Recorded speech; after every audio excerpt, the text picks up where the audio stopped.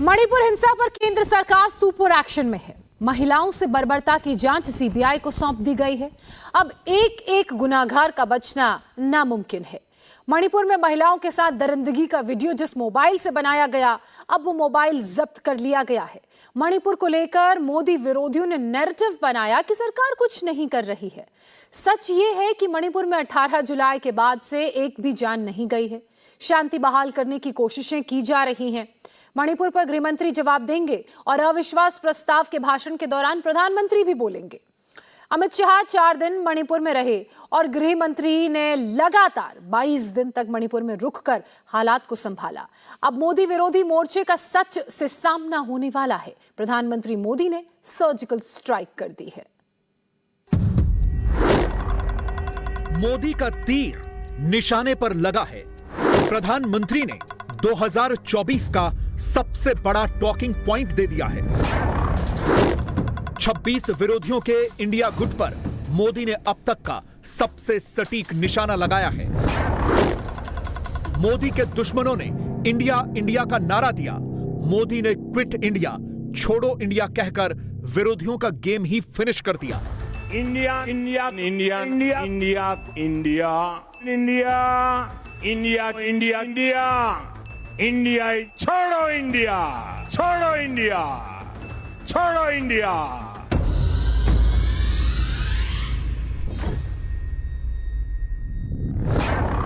प्रधानमंत्री ने ऐसा बाण छोड़ा है कि इंडिया वाला तख्ती लटकाए घूम रहा गुट इधर उधर देख रहा है, सोच रहा है कि मोदी विरोधी गठबंधन का नाम इंडिया रखकर कहीं कोई गलती तो नहीं करती। प्रधानमंत्री सदन में आओ, सदन में आओ, सदन में आकर जवाब दो, जवाब दो।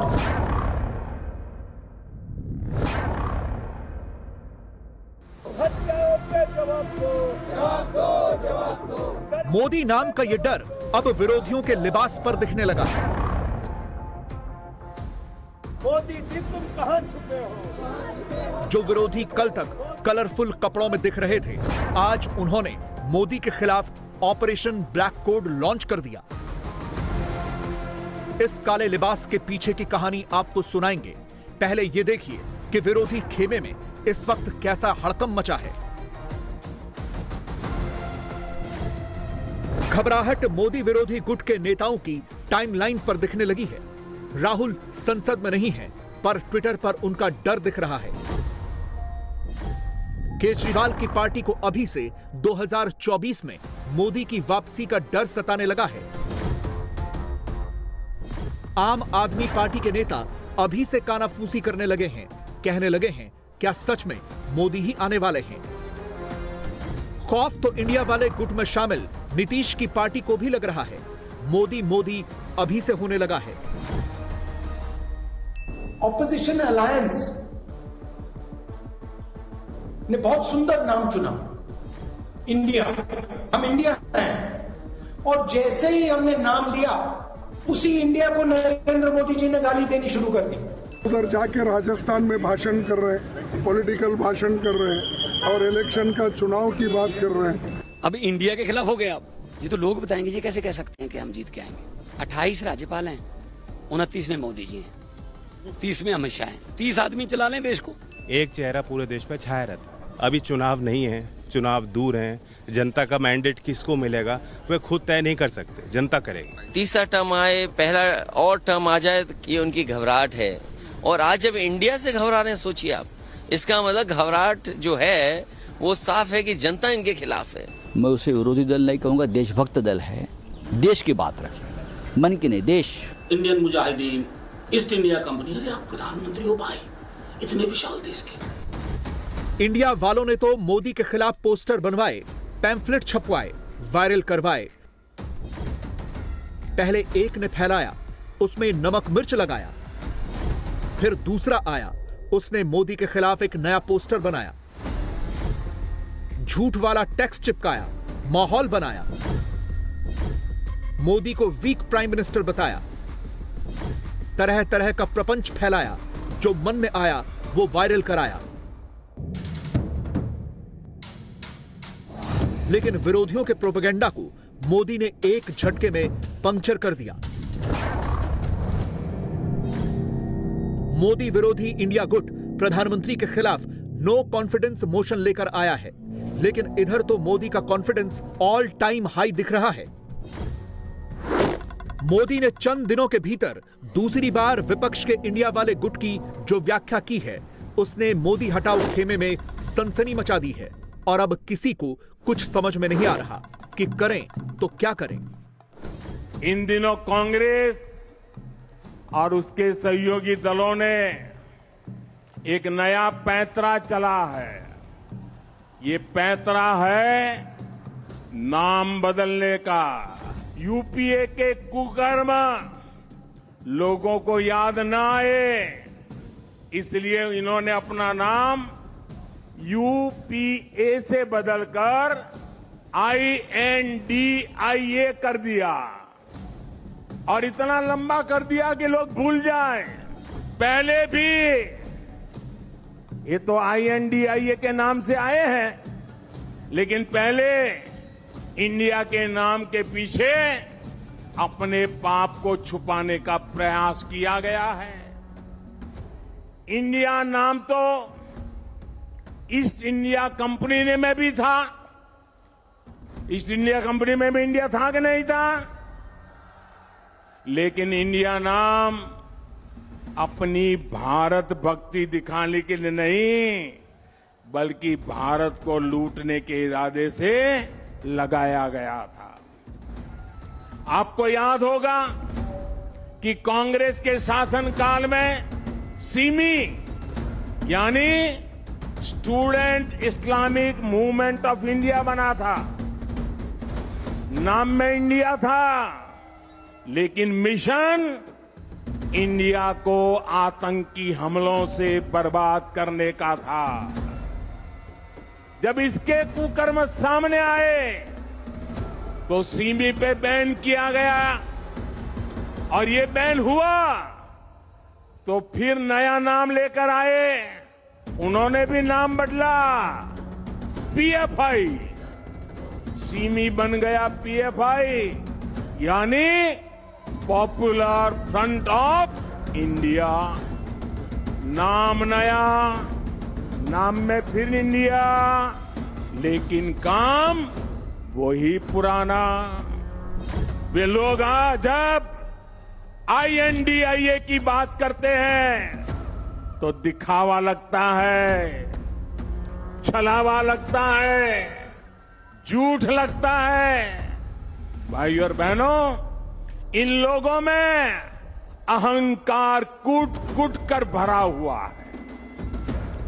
एक बार इन्होंने नारा दिया था, Indira is India, India is Indira, और तब देश की जनता ने उनका हिसाब चुकता कर दिया था, चुन चुन करके साफ कर दिया था, उखाड़ फेंका था उन लोगों को। अहंकार से भरे हुए इन लोगों ने फिर वही पाप दोहराया है। ये सुधरने को तैयार नहीं है। ये लोग कह रहे हैं UPA is India, India is UPA. इनका जनता पर फिर से एक बार वही हाल करेगी जो पहले किया था।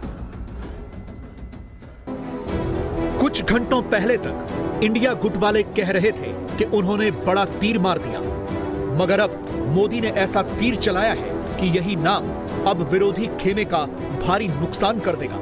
और मोदी की कही बातों का आफ्टर इफेक्ट अलग अलग ट्विटर प्रोफाइल पर दिखने लगा है। मोदी ने विपक्षी गुट के नाम को परिभाषित किया, कांग्रेस को इसमें इंडिया दिखने लगा। राहुल संसद के भीतर तो नहीं जा सकते, इसलिए संसद के बाहर वीडियो कॉन्फ्रेंसिंग में ही मोदी मोदी करने लगे।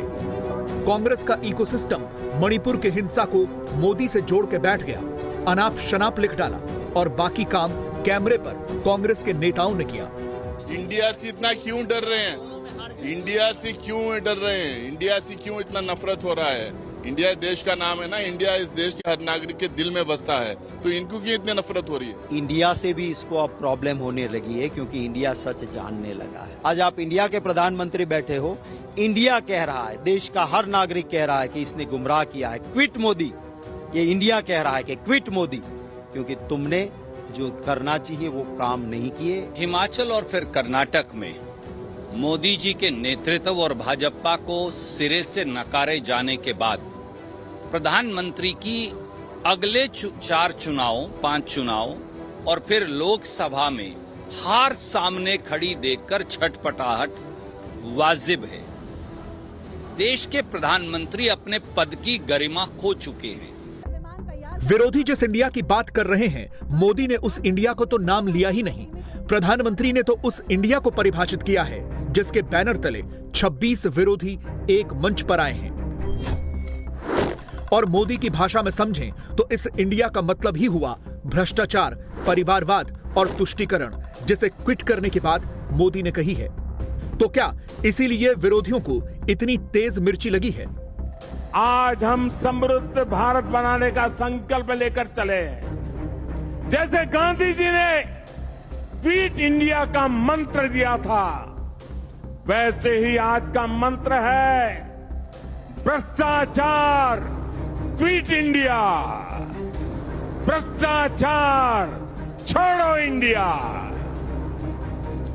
परिवारवाद क्विट इंडिया, परिवारवाद छोड़ो इंडिया, तुष्टीकरण क्विट इंडिया, तुष्टीकरण छोड़ो इंडिया।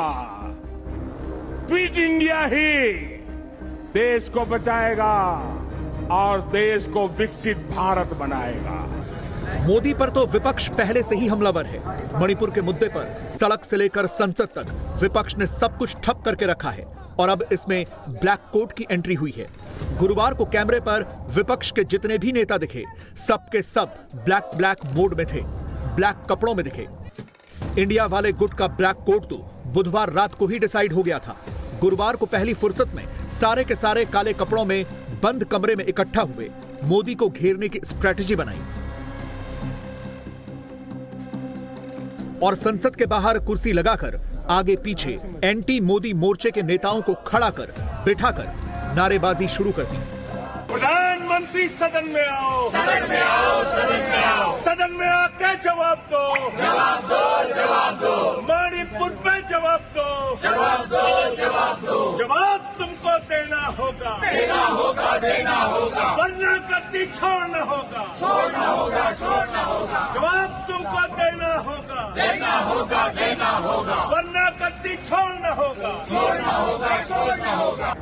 ये पूरी की पूरी स्क्रिप्ट ही एक पॉलिटिकल स्टंट है।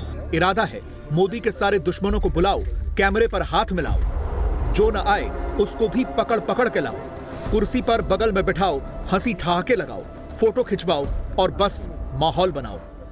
काले वस्त्र जो हैं, आज जो फैसला लिया गया है कि तमाम सांसद जो इंडिया अलायंस के साथी सांसद हैं वो आज काले वस्त्र पहनकर आए हैं ताकि हम लोग अपने वस्त्रों के माध्यम से भी अपना विरोध दर्ज करा सके। We the people of India के लिए हम ब्लैक कपड़ा पहन के प्रोटेस्ट में जा रहे हैं संसद में। काले कपड़े तो मोदी जी को इससे सबसे कोई फर्क नहीं पड़ता है, लेकिन हम संसदीय लोकतंत्र में प्रतिरोध की जितने ऑप्शन अवेलेबल है हम सबका इस्तेमाल कर रहे हैं। क्या वो रोकना चाहते हैं क्या? काले कपड़े पहन करके विकसित भारत के दृश्य को रोकना चाहते हैं क्या? क्या चाहते हैं वो? आज जो व्यवहार जो विपक्ष का था संसद में, राज्यसभा में, ये मैं कहूँगा पूरे देश में इस पे ध्यान देना चाहिए। संसद के भीतर भी इंडिया वाले गुट ने यही फॉर्मूला रिपीट किया। वहां भी सारे काले कपड़ों में ही दिखे, इंडिया इंडिया के नारे लगाते ही सुनाई दिए।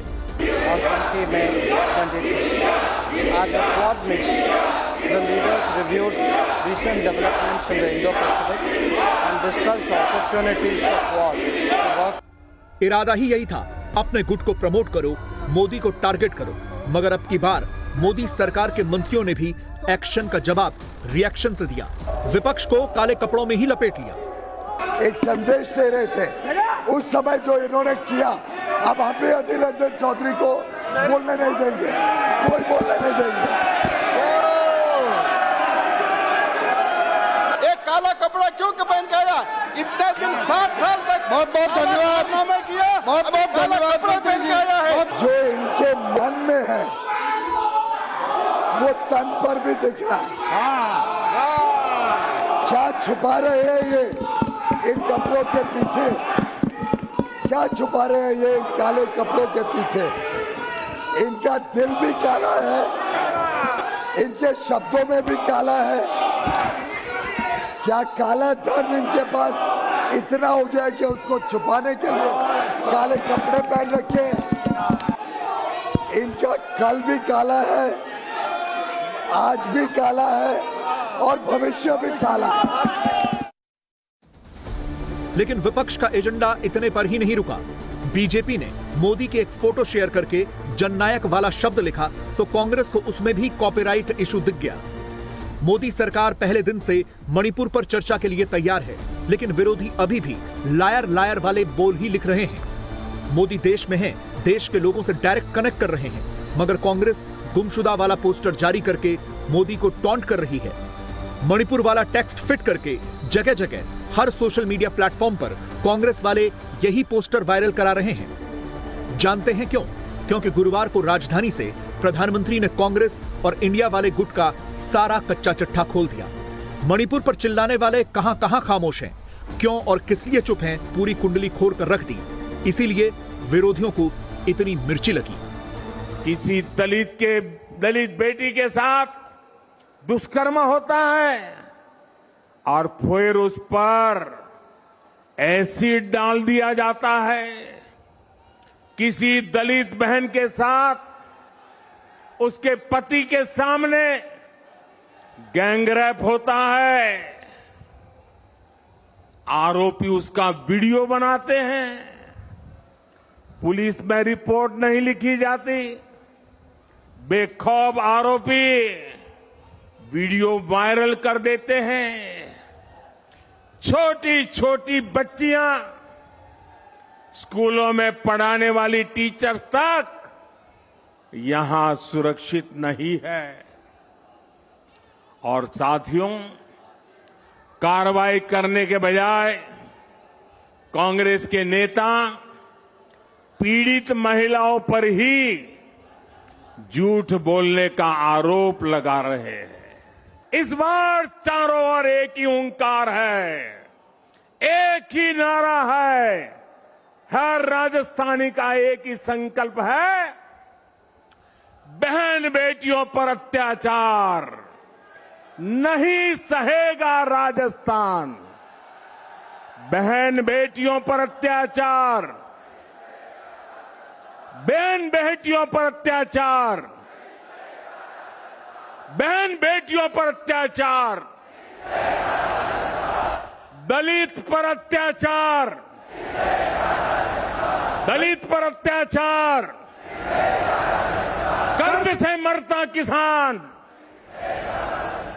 कर्ज से मरता किसान अपराध बेलगाम नहीं सहेगा। अपराध बेलगाम नहीं सहेगा राजस्थान। पेपर लीक से युवा परेशान नहीं सहेगा राजस्थान। भ्रष्टाचार नहीं सहेगा राजस्थान। इंडिया टीवी हर वक्त हर जगह डाउनलोड करने के लिए सर्च करें India TV news Google play store या ऐप स्टोर पर।